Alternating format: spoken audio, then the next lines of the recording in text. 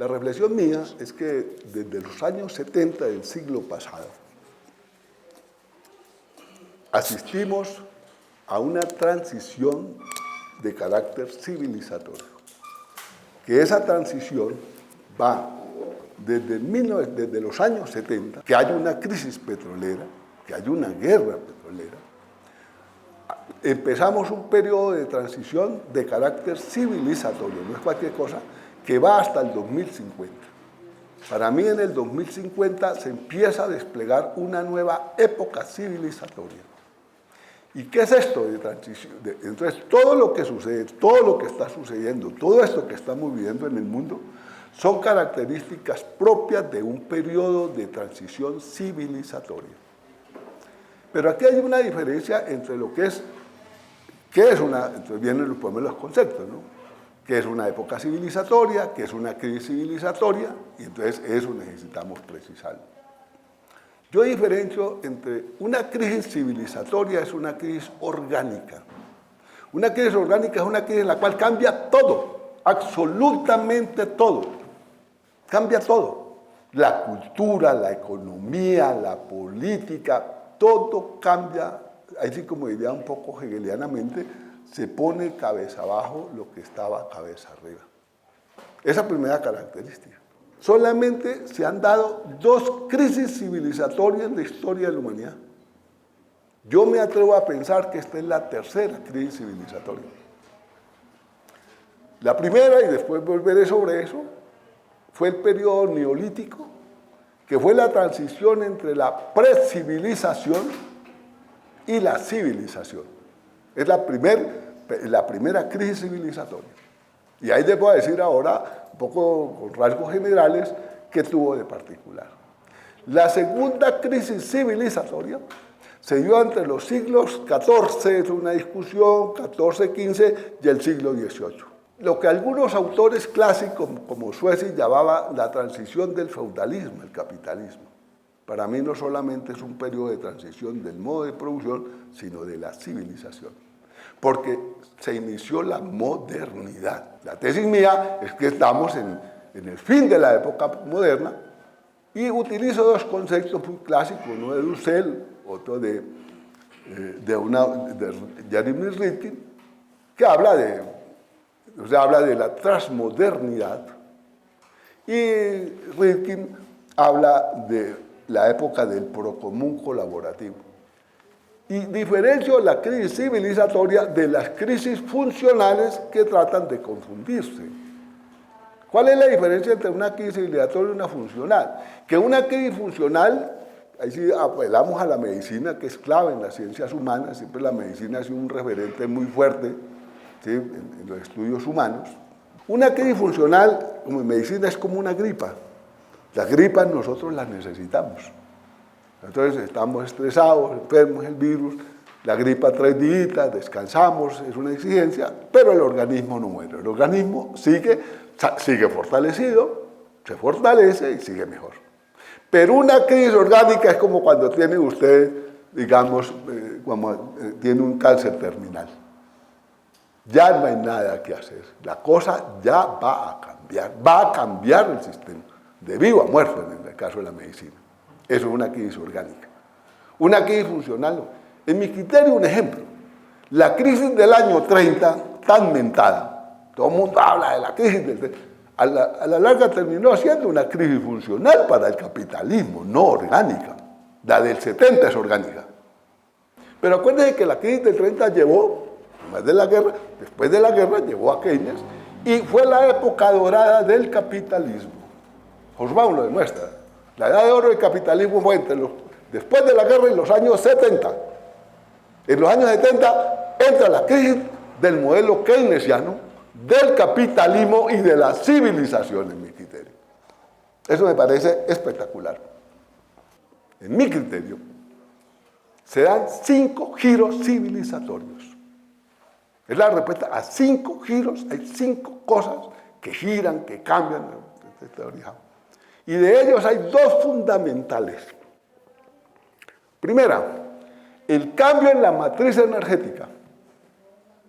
Eso se ha dado en las 2 crisis anteriores. Y segundo, un cambio en el lenguajear, diría Humberto Maturana, en la forma de comunicarnos, un cambio en el lenguaje. Tomando un poco el marxismo, es como si el cambio en la matriz energética fuera la base objetiva material, digamos así. No me gusta mucho, pero un poco pedagógico. Y el cambio en el lenguajear, en la forma como nos comunicamos, es el cambio de las condiciones subjetivas, y el cambio en el lenguajear es el cambio en el discurso, en el poder, etcétera, etcétera.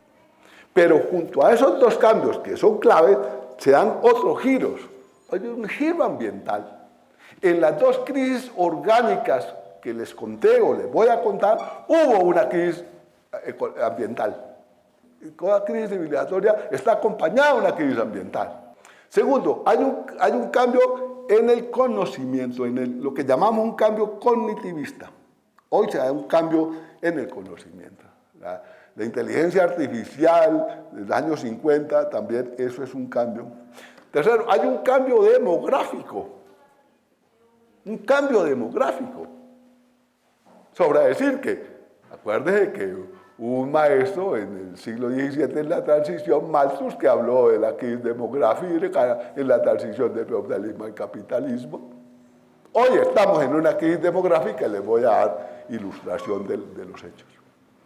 Hay una crisis cultural, y como dice Hobsbawm, la crisis cultural tiene que ver con las generaciones y con las relaciones familiares.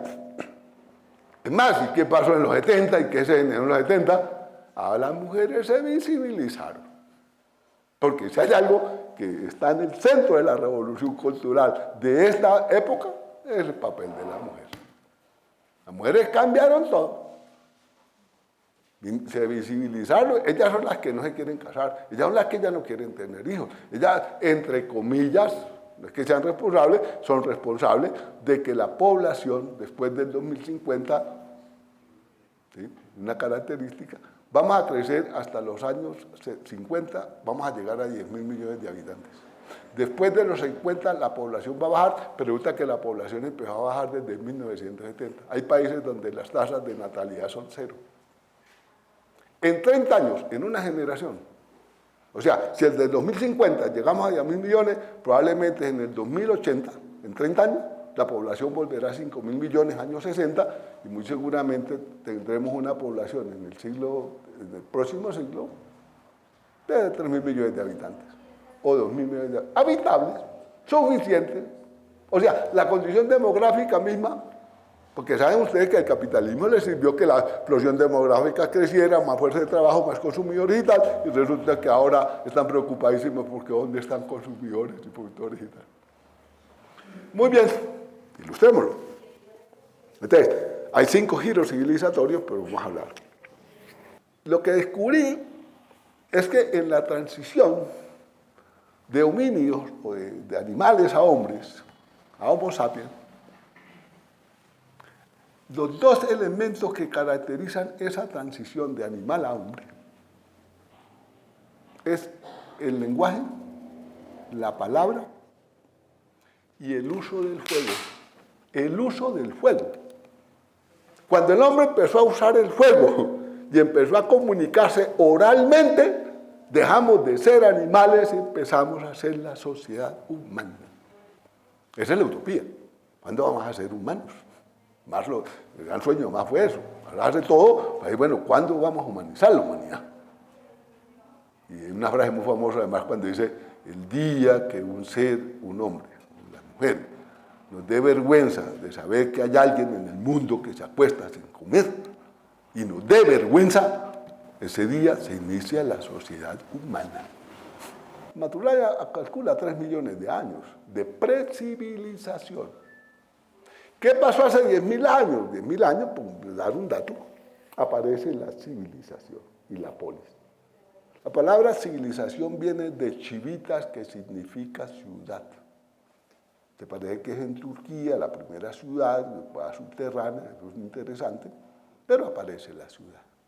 Es el paso de las sociedades gentilicias, de las sociedades clánicas, de las sociedades míticas, a las sociedades civilizadas, a las ciudades de la polis, que significa ciudad, a las ciudades con Estado, a las ciudades de clase, Vivimos 3 millones sin clases. ¿Y qué pasó? Hubo una crisis ambiental. La caza había llevado al agotamiento de los animales. Y ese agotamiento de los animales, de los cazadores, eso es una crisis ambiental. Eso creó las bases para crearse la agricultura. Porque la agricultura, que es origen, fueron las mujeres las madres de la agricultura. En la agricultura aparece el sedentarismo. Los hombres dejan de ser cazadores. El hombre entonces domestica algunos animales y empieza lo que llamamos. Eso, todo el periodo neolítico es eso.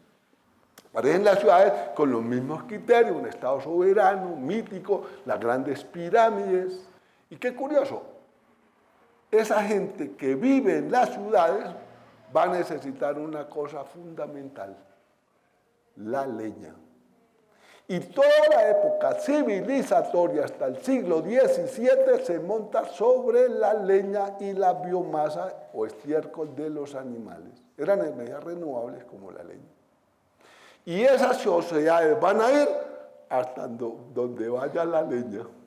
El día que se acaba la leña para la satisfacción de las necesidades de las ciudades, de los campesinos, pero es que todo lo mueve la leña. Está demostrado que ciudades como en Yucatán desaparecieron cuando se comieron la leña. Y los imperios premodernos, desde Gengis Khan, desde la China, todos los imperios estaban condicionados por la leña. Y muchas de las guerras fueron por leña y fueron por el bosque. Del siglo XVII, las leyes de prohibición, hay un texto además sobre la discusión de la ley del uso de la leña. Es increíble que la matriz energética de la premodernidad, todos se montaron sobre la leña. Así las tablas eran diferentes, pero la leña era la matriz. Eso es lo primero. Y lo segundo es que en el periodo neolítico, hace 10.000 años, dejamos de ser un lenguajear oral con base en la palabra oral, porque fuimos sociedades orales. Con los indígenas todavía en sociedades orales y vienen sociedades de leña. Y apareció la escritura. Y esa la matriz, el giro de la escritura. La primera ley es cuáles fueron los 10 mandamientos escritos sobre piedra, el código de Hammurabi. Y la escritura es el giro comunicacional que genera la ruptura y la transición del periodo precivilizatorio al periodo civilizatorio, que va hasta el siglo XVII.